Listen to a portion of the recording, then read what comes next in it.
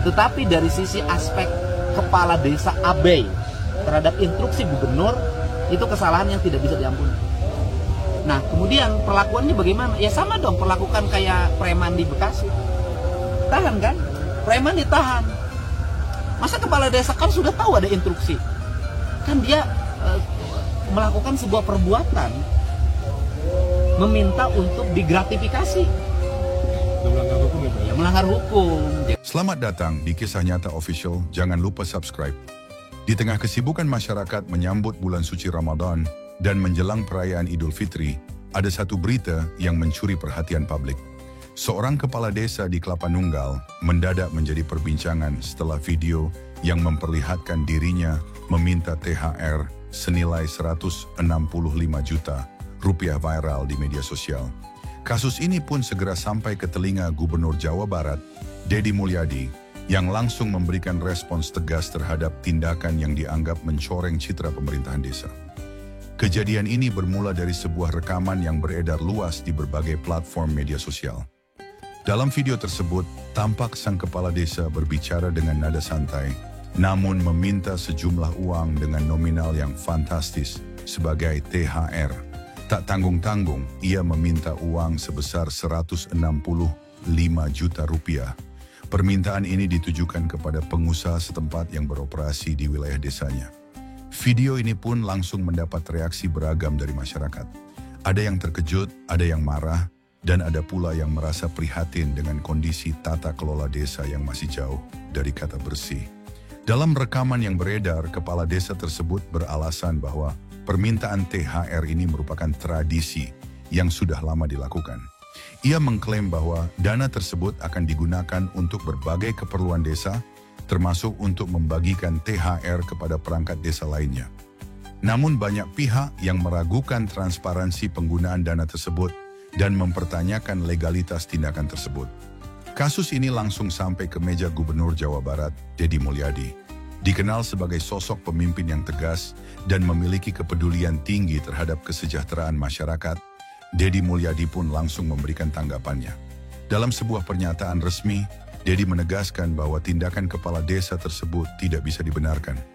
Tidak ada alasan bagi seorang kepala desa untuk meminta THR sebesar itu kepada pengusaha atau pihak manapun. Ini adalah tindakan yang sangat tidak etis dan mencoreng nama baik pemerintahan desa.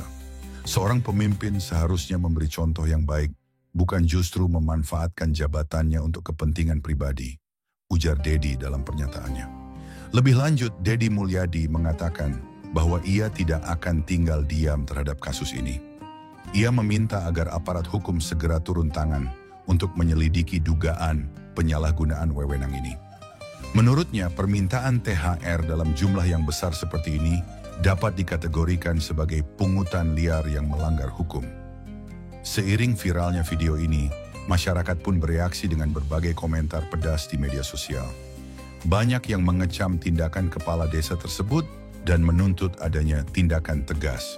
Bahkan beberapa warga setempat mengaku tidak terkejut dengan kejadian ini, karena praktik serupa diduga sudah lama terjadi di lingkungan mereka. Ini bukan pertama kalinya. Kami sebagai warga sering merasa terbebani dengan permintaan-permintaan seperti ini. Seharusnya kepala desa itu bekerja untuk masyarakat, bukan malah membebani kami, ujar salah satu warga yang enggan disebutkan namanya. Selain masyarakat, media massa pun ramai-ramai mengangkat berita ini. Beberapa stasiun televisi nasional menyoroti kasus ini sebagai contoh buruk dari penyalahgunaan jabatan di tingkat desa. Bahkan, kasus ini juga menjadi bahan diskusi di berbagai forum politik dan pemerintahan. Dengan desakan dari berbagai pihak, pemerintah provinsi bersama aparat hukum kini tengah menyelidiki kasus ini lebih lanjut.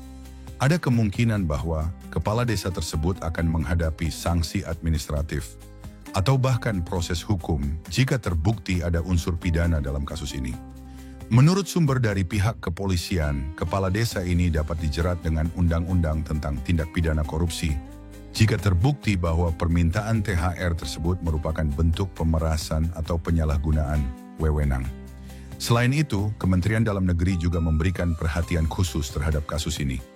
Mereka menegaskan bahwa setiap pejabat publik harus bekerja sesuai dengan aturan yang berlaku dan tidak boleh melakukan tindakan yang merugikan masyarakat. Kasus kepala desa yang meminta THR 165 juta ini menjadi pelajaran bagi semua pihak bahwa jabatan adalah amanah yang harus dijalankan dengan penuh tanggung jawab. Tidak seharusnya seorang pemimpin, terutama di tingkat desa, menggunakan posisinya untuk mencari keuntungan pribadi. Gubernur Deddy Mulyadi telah menunjukkan ketegasannya dalam menangani kasus ini, dan kita berharap bahwa tindakan ini dapat menjadi peringatan bagi pejabat lain agar lebih berhati-hati dalam menjalankan tugasnya.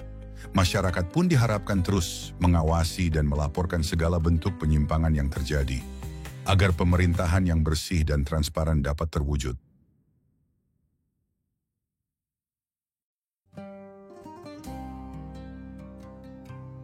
Gubernur Jawa Barat Deddy Mulyadi kembali memberikan tanggapannya setelah bertemu dengan beberapa pihak terkait. Dalam pernyataannya, ia menegaskan bahwa tidak ada alasan apapun yang bisa membenarkan tindakan ini. Tidak ada yang namanya tradisi kalau itu melanggar hukum dan etika. Seorang kepala desa seharusnya melayani rakyat, bukan justru memanfaatkan jabatannya untuk kepentingan yang tidak benar, ujar Deddy dengan nada tegas. Lebih lanjut, Deddy menegaskan bahwa dirinya telah berkoordinasi dengan pihak kepolisian untuk mengusut kasus ini lebih dalam. Ia juga meminta agar semua kepala desa di wilayah Jawa Barat lebih berhati-hati dalam menjalankan tugasnya dan tidak melakukan tindakan yang dapat mencederai kepercayaan masyarakat. Kasus ini terus menjadi perhatian banyak pihak, terutama dari kalangan aktivis anti korupsi dan pengamat pemerintahan. Beberapa organisasi masyarakat pun mulai bersuara menuntut adanya regulasi yang lebih ketat agar praktik pungutan liar seperti ini tidak kembali terjadi di masa depan. Salah satu tokoh dari lembaga anti korupsi menegaskan bahwa kasus ini adalah cerminan dari lemahnya pengawasan terhadap aparatur desa. Kita seringkali fokus pada korupsi di tingkat atas, tetapi lupa bahwa praktik seperti ini juga terjadi di tingkat pemerintahan desa. Ini harus menjadi perhatian serius, ujarnya. Sementara itu, beberapa kepala desa lain juga mulai angkat bicara. Mereka menegaskan bahwa tidak semua kepala desa melakukan praktik seperti ini dan meminta agar kasus ini tidak digeneralisasi ke seluruh kepala desa di Indonesia. Lantas, apa konsekuensi hukum yang akan dihadapi oleh kepala desa ini? Menurut beberapa ahli hukum, jika terbukti bahwa permintaan THR ini bersifat memaksa atau mengandung unsur pemerasan, maka kepala desa tersebut bisa dijerat dengan pasal dalam Undang-Undang Tindak Pidana Korupsi. Jika terbukti bersalah, ia bisa dikenakan hukuman pidana dengan ancaman hukuman penjara dan denda yang cukup besar. Namun ada pula kemungkinan bahwa kasus ini akan diselesaikan secara administratif, misalnya dengan pencopotan jabatan atau pemberian sanksi berupa teguran keras dari pemerintah daerah. Semua tergantung dari hasil penyelidikan yang masih berlangsung.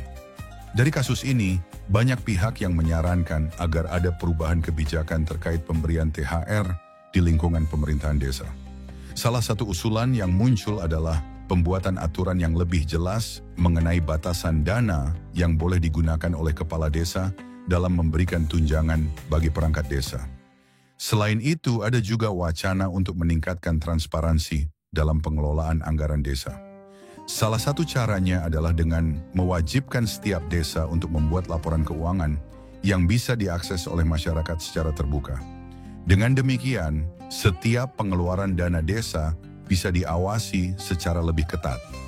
Kasus kepala desa yang meminta THR sebesar 165 juta rupiah ini menjadi pelajaran penting bagi kita semua.